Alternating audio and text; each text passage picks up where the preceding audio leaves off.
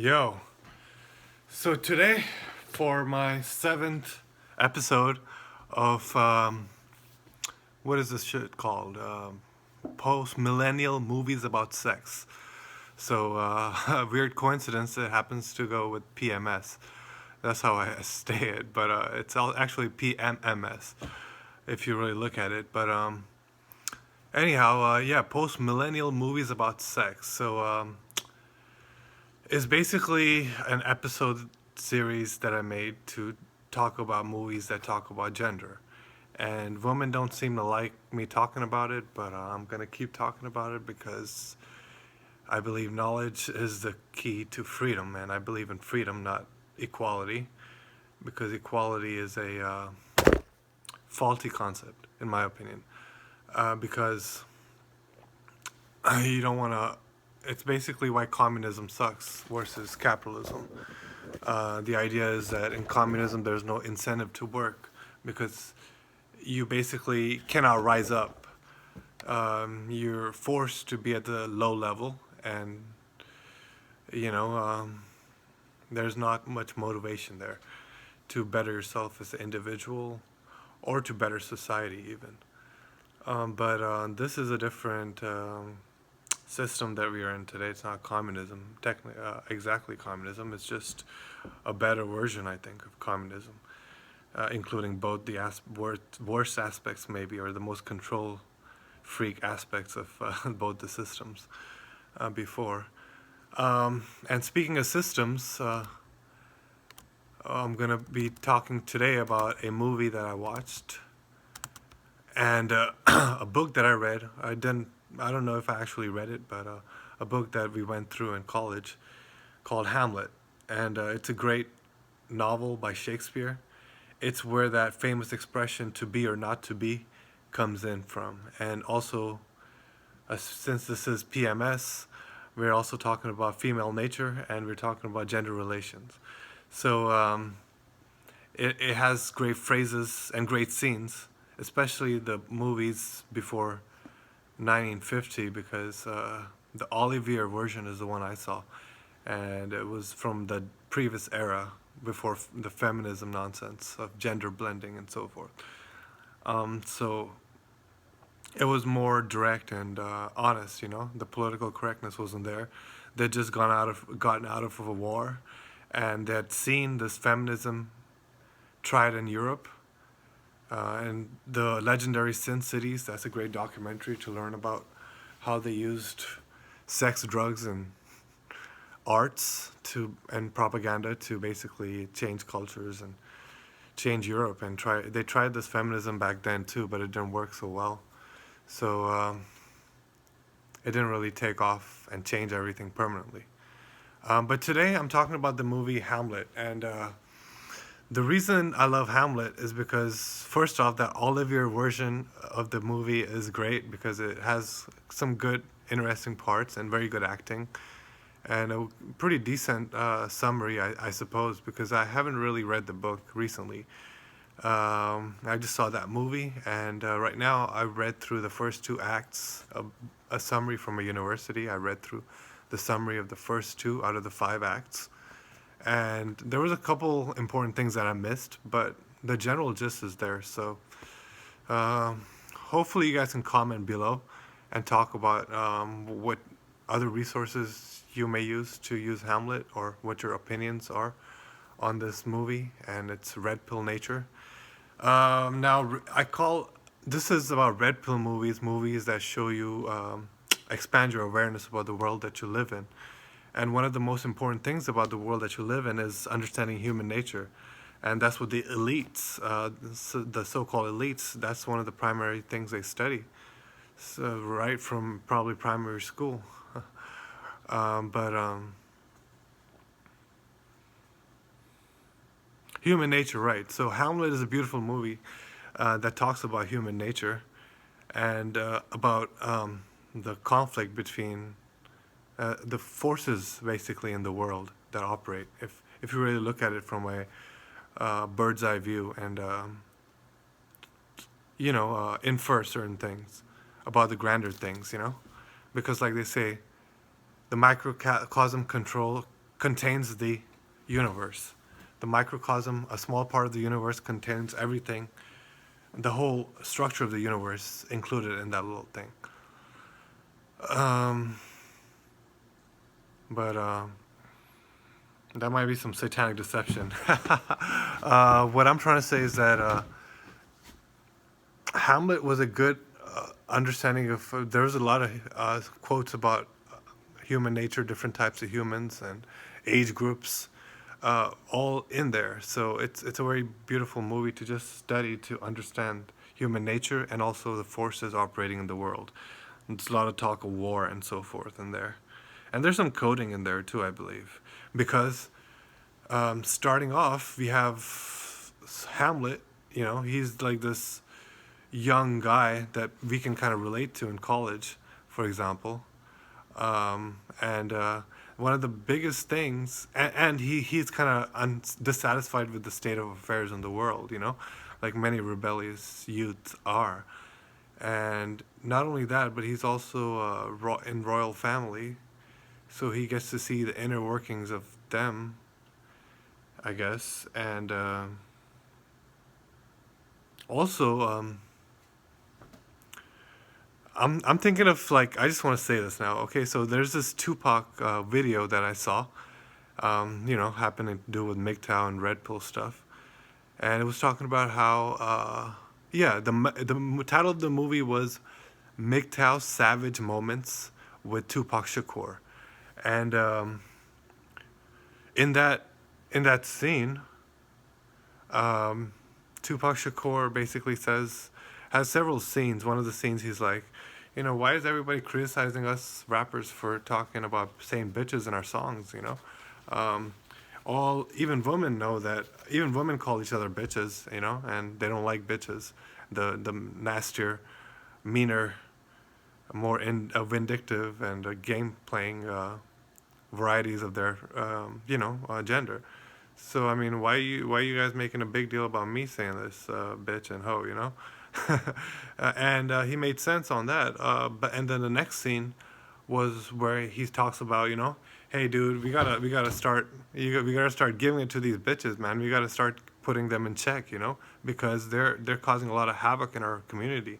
And Tupac, as you know, was a very very caring brother, a very genuine brother who cared about the community and improving the status of black people in America, you know, ever since he was a teenager, all his life, pretty much. I guess he's seen a lot of suffering in his mom and so forth, and she inspired him to do that through that. So this in the next scene he says, you know, we gotta start checking these bitches, man, because if you don't, we're all gonna die. Because look at this, man. Look at what's going on around our community. People are dying everywhere, gang shootouts, and we don't even know it's because of these bitches. Because you look at every single drive-by that happens, every single young man that's killed, and then you find out what's happening the other night. You'll find out that there's a bitch who got horny, and so basically he was saying, you know, look at what happened in every shooting that happens, and you'll see there's a common pattern here, where there's a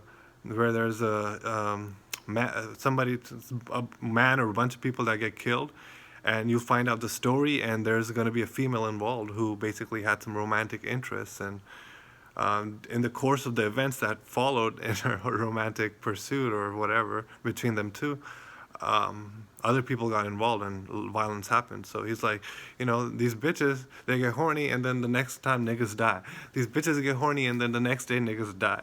So we gotta start, you know, just ignoring these bitches, you know, and basically he was saying, you know, we gotta start, you know, quarantining these Jezebel spirits out there. And that was the basic of his message in that video, to me. So yeah, he's saying we gotta start and then he also said we gotta start jacking off, going to the OG penitentiary days, right? And that means that we have to start remembering that our we shouldn't be desperate and like thirsty after sex, you know. The world is and the way we were raised, we basically, many of us have been sexually hyperstimulated because of our upbringings and the stimuli out there in the world all the time. So we're already in a hypersexualized state, the majority of us probably, and then we're getting taken advantage of, and we're suffering as a group because we're not controlling our lust. That is what he was trying to tell the guys. So yeah, that was a big MGTOW moment right there with Tupac. So and I read a summary of the Vedas, and they say how men should be celibate till 24, and even 48, because basically they say that the man peaks at 40, whereas a woman peaks at 24, 22. So 22 to 24. So it's like, for women the best age to marry is 16 to 24, and for men it's like 24 to 48. He says, because there's different strengths and time periods for different groups. But anyway, religion tends to be written for men to transferring knowledge to boys, and there's different religions too. But what I'm trying to say is that Tupac did understand the power of lust to destroy the world, and Hamlet is a perfect example of how lust destroys the world. You see all the people killed is because of the fact that, well, I don't want to jump to any conclusions right now, but it's basically because of the woman being promiscuous, and the men being of a lustful and characterless spirit, a strong, weak-willed spirit. So that we easily corrupted spirit, So basically, that's the cause of this whole death. And Hamlet and his, I don't know if I think in the movie from Olivier, Hamlet is blamed for all this, but I don't know. Who knows? So let me just try to summarize this right here, because I'm going to summarize the first two scenes right now, even though it's been quite a bit of time. I just want to talk about the gender specific and the overall things in the initial part of the movie. And in that meantime, you can also, after my first talk, you can also watch that movie if you aren't familiar with this story. So the scene starts with like you see the guards. The guards are like standing around and watching, and then a friend, the only friend that the one true friend that Hamlet has, I guess, is Horatio. And Horatio sounds a lot like Horace, but Horatio basically is called by these guards because Horatio is at Hamlet's class. He's an educated man, whereas these are common folk who have been given the guard position as a job, as a good job, cushy job, I guess, in those times. And Horatio is like more of Hamlet's level, so they thought that they should have him also see what they saw. And what they saw is basically a ghost coming in the night that looks like the king of Denmark, who had just recently died. And they're really scared, spooked by it a little bit, and they want him to also see what they see, and maybe think that he'll have some more success than they've had, because they only see the ghost in the middle of the night, and the ghost goes away. And in my opinion, that's like a symbolic. So all of this is symbolic, right? So I believe that scene, the first scene, it's related to like the situation in the world, because later on in the movie, I believe they say how there's something rotten in Denmark, so like the political situation is also not very healthy in that country. So it's a movie it's a story that's written in tumultuous times, and by Shakespeare. So then we have the Horatio has also tries to speak with the ghosts, but it also fails. And basically what happens is, what I believe this whole thing is that well, okay, so I don't want to go to the next scene yet. So what I believe this whole thing is that Horatio basically is like somebody at Hamlet's class, right? Somebody who could communicate with Hamlet. So Horatio learns of this through the common people, by because he's not part of the royal family, so he's not going to be privy to the things other than what the common people tell him. And common people see a lot of stuff too, you know. They just don't can't articulate what they see about the injustice and screw up things in the world. So Horatio learns of this disturbance that nobody knows of, seemingly, and it's in the common people's world, right? He that's where he learns it, and then he later on communicates it to Hamlet. So it's like it's kind of like how we see things happening, you know, people in the middle class at least, because people in the lower class don't articulate it, but they understand it, you know, whereas we're kind of fooled in middle class about the true nature of the power structure and so forth, I think. But so anyway, then we have the next scene where we have um, Horatio going to Hamlet to talk about this. But then we have the next scene, and it's the opposite. It's like now we're in the court. Now we see the majestic splendor of a brightly lit and well adorned court instead of a dull guard station, you know, where ghosts frequent. So in this scene, there's like a big celebration going on. It's not dull and dark and scary.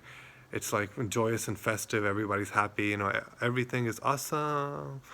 That song, that kind of spirit in the court. And but there's also a dark air in the court.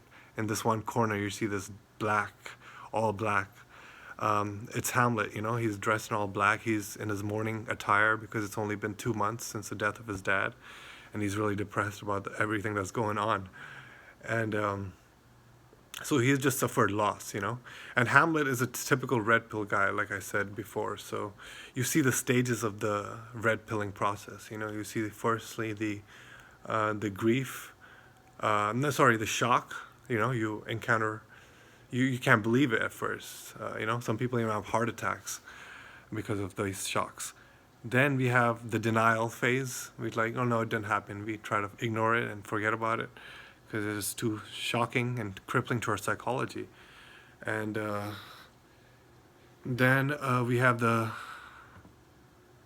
third stage. Man, so the third stage is like where it's like blame. You want to blame somebody and you want to pinpoint your, you know, your the responsibility for the action onto somebody else. And this event onto somebody else to escape it again. That's the running away phase.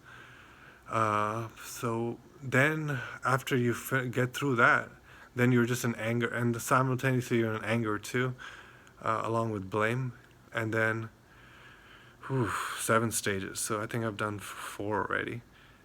Next comes the bargaining phase, where you're trying to do something different. Or no, then comes the depression phase. Sorry.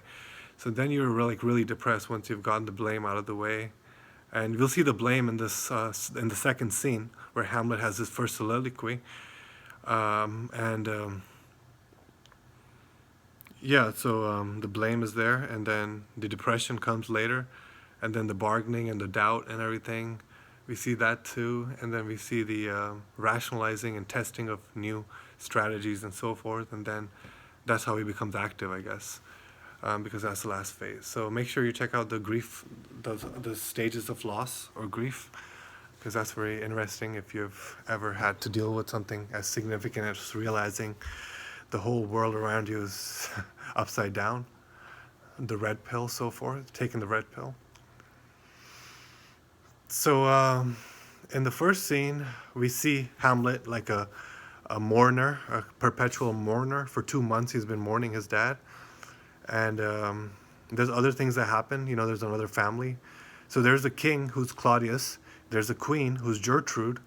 And there's also the priest class. There's Polonius, and there's his son Laertes, and there's his daughter Ophelia.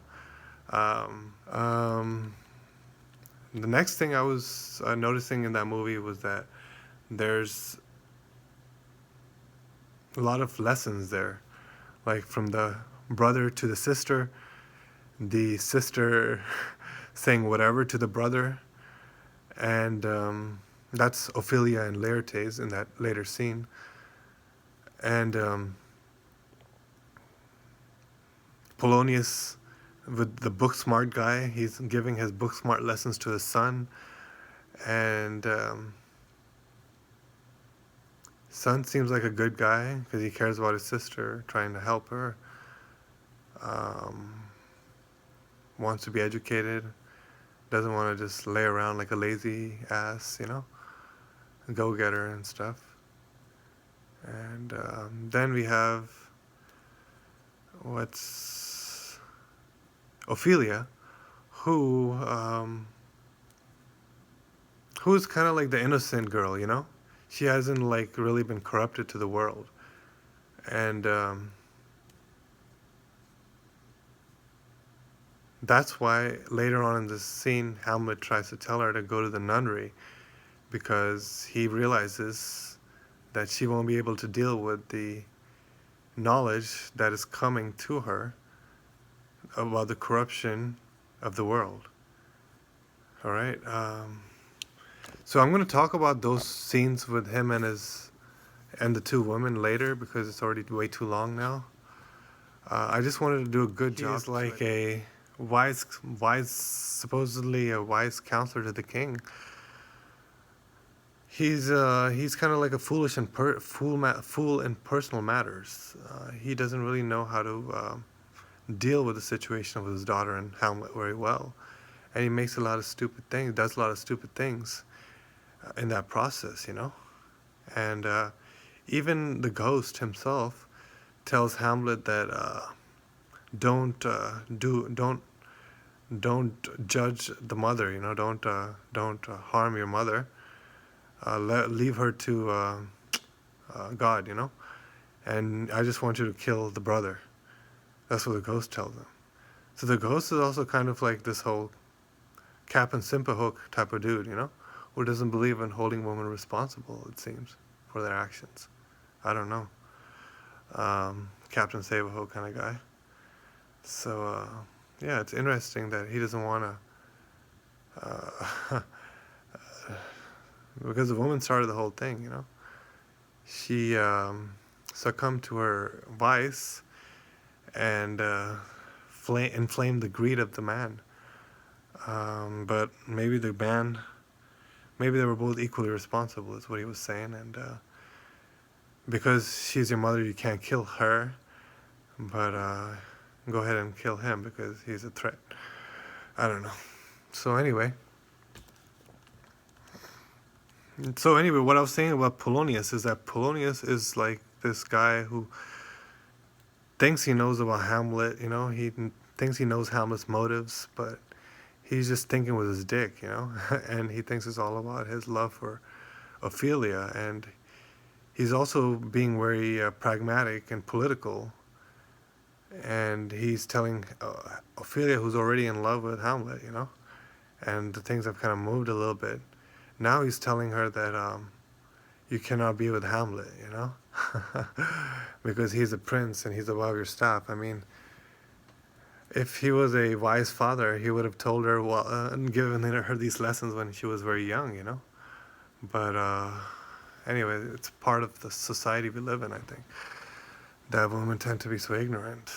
And so he just protects her from the harm of the world because she is his possession, I guess, and not a conscious being because, Western civilization didn't even believe in the soul of woman, from what I've heard. Socrates, Plato, and so forth. But maybe they're distinguished. It's a philosophical thing. It could also be where they're just making a whole religion of how there's matter and then there's spirit, and men are spirited and women are material-minded. So that's. But yeah, some people have interpreted as saying Western civilization doesn't believe a woman had a soul until 1900 or something. So I don't know. So yeah, he never tells her until she's already in love with him, and they are having a little love notes and a little affair between them, even though she claims that she's still virtuous. and he has only been a gentleman, which is a very political answer and a very woman-splaining answer, woman-splaining. But it's a very like diplomatic answer is what I'm trying to say. Women are more diplomatic than men. I'm not insulting when I say these things. I'm just trying to talk to other guys in a way that guys talk and describe things and enlighten them in a way that our minds work to understand things. And for a woman who is not supposed to be in these conversations, it's going to sound offensive and da da da da da. But it's none of your business, you know. It's nothing to do with you. It's about being men and understanding the world. So yeah, with this PC apology, I think I might have to end this because